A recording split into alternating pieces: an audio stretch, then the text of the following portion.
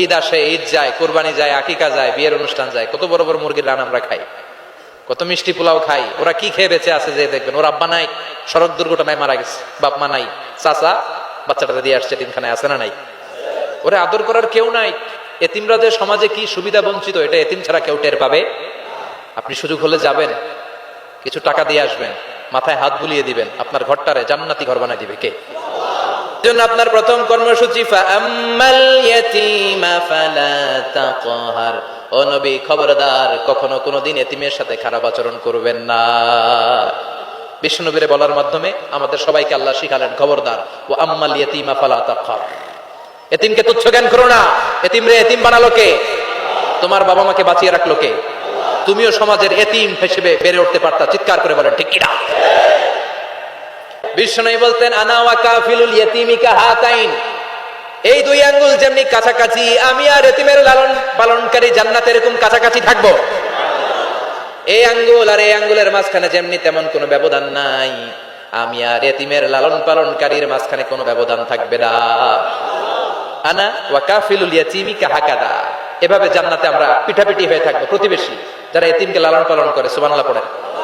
এক সাহাবী বললেন, নবী, আমার হৃদয়টা বড় শক্ত, কেমন করে হৃদয়কে নরম করব, ট্যাবলেট দেন।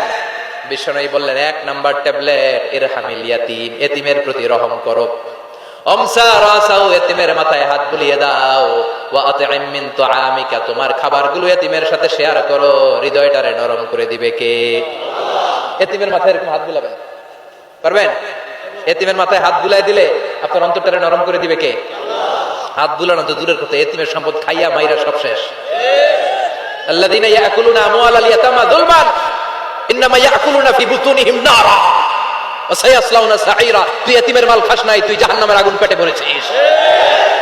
এতিমের সম্পদ মেরে দেয়, জুলুম করে সম্পদ খেয়ে ফেলে, এরকম আছে না নাই? তুমি এতিমের সম্পদ খাও নাই, তুমি ওর সম্পদ আত্মসাৎ করো নাই, তুমি জাহান্নামের লাকড়ি পেটে ঢুকিয়েছ। খবরদার, এতিমের সাথে ভালো আচরণ করেন। এতিমরে ভালোবাসা মানে নবীরে ভালোবাসা, কারণ আমার নবী এতিম হয়ে বড় হয়েছে। কথা বলেন। এজন্য প্রথম কর্মসূচি ফাআম্মাল ইয়াতীমা ফালা, এতিমের সাথে খারাপ আচরণ করা যাবে। সবার এতিমখানা আছে কোথায়? সিঙ্গুরিয়া। আহা আহা।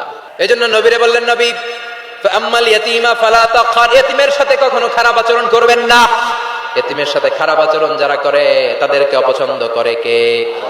আরাআইতাল্লাযী ইউকাযযিবু বিদ্দীন ফাযালিকাল্লাযী ইয়াদউল ইয়াতীম। আল্লাহ ওদেরকে পছন্দ করে না যারা দিনকে অস্বীকার করে আর এতিমকে ঘাট ধাক্কা দিয়ে বের করে দেয়, ঠিক কি না? মুমিন সিরাতুল মুস্তাকিমের পথে উঠে যায়, যে পথ শুরু হয়েছে দুনিয়ায় আর শেষ হয়েছে জান্নাতে। শেষ হয়েছে কোথায়? আমাদের আসল বাড়ি কই? কথা বলেন। ছিলাম কই? আবার যাব কই? ইনশাআল্লাহ কইবেন না? আমাদের আদি পিতা, আদি মাতা সাইয়েদনা আদম আর হাওয়া কই ছিলেন? তো বাপ মা থাকবে যেখানে পোলাপান যাবে। লা ইয়াস্তাবি আসহাবুন নার ওয়া আসহাবুল জান্নাহ, আসহাবুল জান্নাতি হুমুল Faizun. The people of paradise and the people of hellfire, they never be equal ever. The people of heaven and paradise gain the ultimate success in life. যারা জান্নাতি আর যারা জাহান্নামী তারা কখনো সমান হতে পারে? যারা জান্নাতে যাবে তারাই সফল। কথা বলেন। জান্নাতে যেতে চান তো? মালিক তুমি জান্নাতে, তোমার পাশে আমায় একটি ঘর বানিয়ে দিও, একটি ঘর বানিয়ে দিও। সে বিভীষিকাময় মহাদিনে তোমার প্রতিবেশী করে নিও। মালিক তুমি জান্নাতে, তোমার পাশে আমায় একটি ঘর বানিয়ে দিও, একটি ঘর বানিয়ে দিও। বলেন আমিন। আমরা এখানে যেমন একত্রিত হয়েছি, জান্নাতেও যেন একসাথে একত্রিত হতে পারে। আল্লাহ তুমি তৌফিক দাও। সম্মানিত ভাইরা, আজকের মাহফিলে আসতে পেরে আমরা খুশি না বেজার? অনেক লোক হয়েছে। আমি দুঃখ প্রকাশ করছি কমিটির পক্ষ থেকে যে ছোট জায়গায় অ্যারেঞ্জমেন্ট করার কারণে আপনাদেরকে বসার সুযোগ দেওয়া যায় নাই। আপনারা আমাদেরকে মাফ করে দিন। তো আপনারা যারা কষ্ট করে শুনছেন এরা ডাবল সওয়াব পাবেন ইনশাআল্লাহ। পড়েন, কষ্ট আছে যেখানে সওয়াব আছে। তো যে যেখানে আছেন ওইভাবেই থাকেন, নড়াচড়া কোনো কিছুর দরকার নেই। একেবারে শেষ পর্যন্ত আমরা এভাবে থাকবো, তারপরে একসাথে বিদায় নিব ইনশাআল্লাহ। পড়েন। আজকে আমরা যেই বইটা থেকে কথা শুনবো চিল্লায় বলেন তো বইটার নাম? এই কোরআনে কোনো ভুল আছে? সন্দেহ আছে? সংশয় আছে? কি করে সন্দেহ আর সংশয় থাকে? কারণ বইটাকে নাজিল করেছে কে? যালিকাল কিতাব হুদাল্লিল। This is the book, the most authentic and original book in the world, whereof there is no doubt in it, and a guidance to those who are muttaqin. এটা এমন বই যে বইয়ে কোনো ভুল নাই, কোনো সন্দেহ নাই। মুত্তাকিনদের জন্য পথপ্রদর্শনকারী হিসেবে বইটারে নাজিল করেছে কে?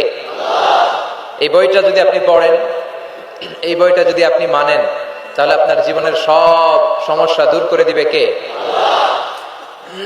সব সমস্যার সমাধান এই কোরআনের ভেতরে আছে না নাই?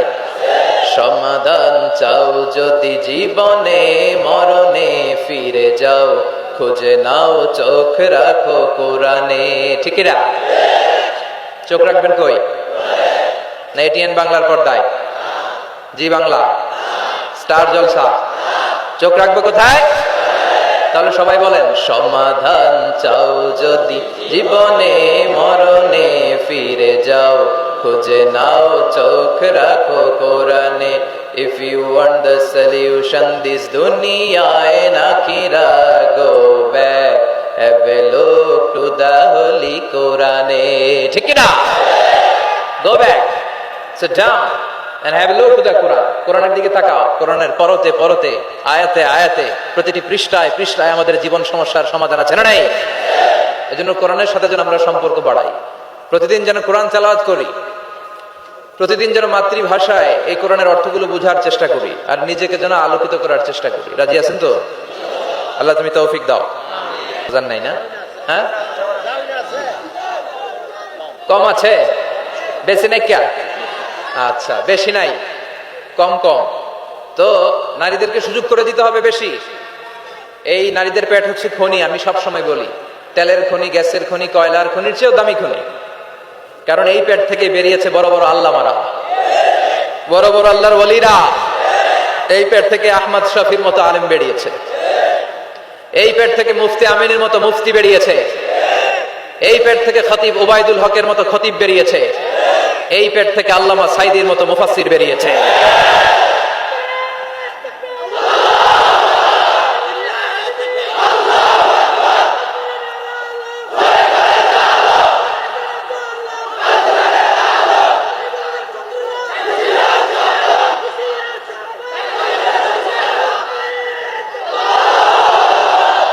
কত বড় খনি! সব আল্লাহর ওলি, সব মুত্তাকিন, সব নবীরাও। নবীরা আকাশ থেকে মিস্টার বিনের মতো লাফ দিয়ে পড়ছে। মিস্টার বিন চিনেন? কেমনে পড়ে? একটা আলো ধপাস করে পড়ে। তো নবীরা এরকম পড়ছে? এই নবীরাও আসছে নারীদের পেট থেকে, ওলিরাও আসছে, মুফাসসিররা আসছে, আর ডাকাতরাও আসছে, চাঁদাবাজরাও আসে। এখন দ্য ডিসিশন ইজ ইয়ার্স, সিদ্ধান্ত আপনার। আসুন আমরা ফ্যামিলিটারে জান্নাতি ফ্যামিলি বানাই। রাজি আছেন? সালাম দিবেন তো সবাই? আল্লাহ তুমি তৌফিক দাও। আসেন আল্লাহর নামে তিনটা তাকবীর দেই, ভাগাভাগি করে দেই। প্রথম তাকবীর দিব বিবাহিতরা, দ্বিতীয় তাকবীর দিব অবিবাহিতরা, তৃতীয় তাকবীর সবাই মিলে। বিবাহিত কারা কারা আসছেন দেখি? অনেক, হাত নামান। অবিবাহিত কারা কারা আসছে দেখি?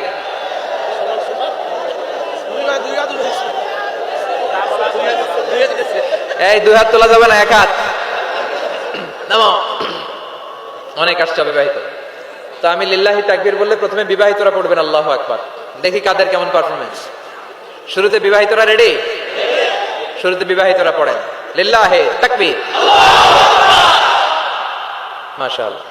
এবার অবিবাহিতরা, ওরা কাশি দিয়ে গলা ঠিক করতেছে। অবিবাহিতরা রেডি? বিবাহিতদেরকে হারায় দেওয়া যাবে? এবার অবিবাহিতরা দাও লিল্লাহি তাকবীর।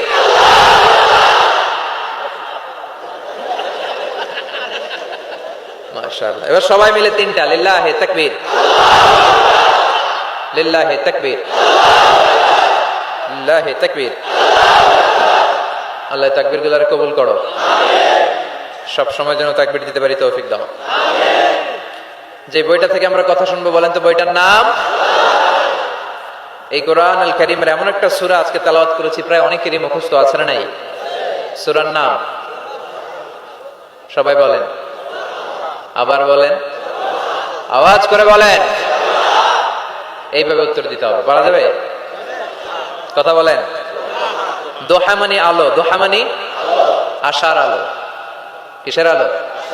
সম্ভাবনার আলো। সুবহানাল্লাহ পড়েন। আলো শুনলে ভালো লাগে না নাকি অন্ধকার ভালো লাগে? এজন্য আল্লাহ আলোর নামে সূরা দিলেন। সুবহানাল্লাহ পড়েন। দোহা মানে প্রভাতের সূর্য কিরণ। সকালবেলার যে সূর্যের কিরণটা আলো গোটা পৃথিবীকে আলোকিত করে দেয়, এটার নাম আদ-দোহা। এটার নাম আদ-দোহা। এই সূরাতুদ দোহা এটা একটা মোটিভেশনাল সূরা। কি সূরা? ইন্সপাইরেশনাল সূরা। কোরআনে কয়েকটা মোটিভেশনাল সূরা আছে, এর মধ্যে অন্যতম হচ্ছে সূরাতুদ দোহা। এটা পড়লে, এটা শিখলে, এটা জানলে আপনি ইউ উইল বি মোটিভেটেড, আপনি আরো উৎসাহিত হবেন, আপনি আশা ফিরে পাবেন। সুবহানাল্লাহ পড়েন। এটা কোরআনের মোটিভেশনাল সূরা, মনে রাখতে হবে। যুবকরা মোটিভেশন শব্দটা চেনো না তোমরা? মোটিভেশন এই সূরাতে তোমরা you will get huge motivation in this সূরা ইনশাআল্লাহ। অনেক মোটিভেশন পাওয়া যাবে, কারণ এটা আলোর পথ দেখায়। কিসের পথ? দোহা মানে আশার আলো, ঠিক কি না? বিশ্বনবীকে আল্লাহ আলোর সাথে তুলনা করেছেন, বলেছেন বিশ্বনবী হচ্ছে নূর। সুবহানাল্লাহ পড়েন।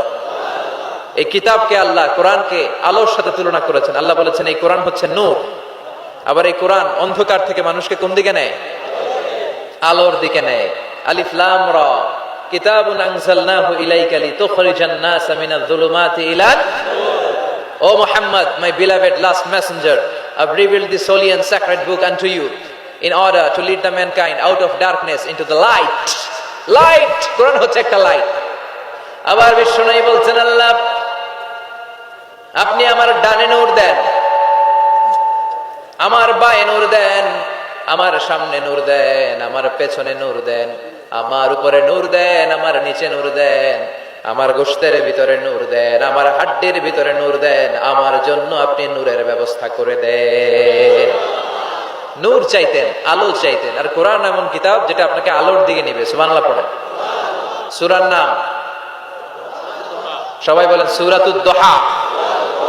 আওয়াজ করে একসাথে বলতে হবে সূরাতুদ দোহা। আলোর সূরা, সম্ভাবনার সূরা। সুবহানাল্লাহ পড়েন। কি সুন্দর কথা, আশার আলো, সম্ভাবনার আলো। এই সূরার সেন্ট্রাল থিম বা সাবজেক্ট ম্যাটার, সেন্ট্রাল থিম, কেন্দ্রীয় আলোচ্য বিষয় হচ্ছে নিরাশ হবেন না, হতাশ হবেন না, হাল ছাড়বেন না, ভরসা রাখুন কার উপর? মনে থাকবে? এই সূরার সেন্ট্রাল থিম বা সাবজেক্ট ম্যাটার, কেন্দ্রীয় আলোচ্য বিষয় হচ্ছে নিরাশ হওয়া যাবে না, হতাশ হওয়া যাবে না, হাল ছেড়ে দেওয়া যাবে না, ভরসা রাখতে হবে কার উপর? এজন্য আল্লাহ আলোর কথা বলেছেন। সুবহানাল্লাহ পড়েন। এই সূরা নাজিলের একটা ব্যাকগ্রাউন্ড আছে, শুনবেন? কোন প্রেক্ষাপটে নাজিল হলো শুনবেন? এই সূরাটা হচ্ছে সূরাতুদ দোহা, হচ্ছে মাক্কি সূরা। কি সূরা? সবাই কন মাক্কি সূরা, এবং মাক্কি যুগের একেবারে শুরুর দিকে নাজিল হওয়ার সূরা। বিশ্বনবীর কাছে কোরআনের শুরুর দিকে যে সমস্ত আয়াত নাজিল হয়েছে বিশ্বনবী প্রচার করেছেন, কারণ আল্লাহ বলেছেন বাল্লিগ মা উনজিলা ইলাইক, নবী আপনার কাছে আমি যা নাজিল করেছি প্রচার করে দেন, প্রচার করে দেন।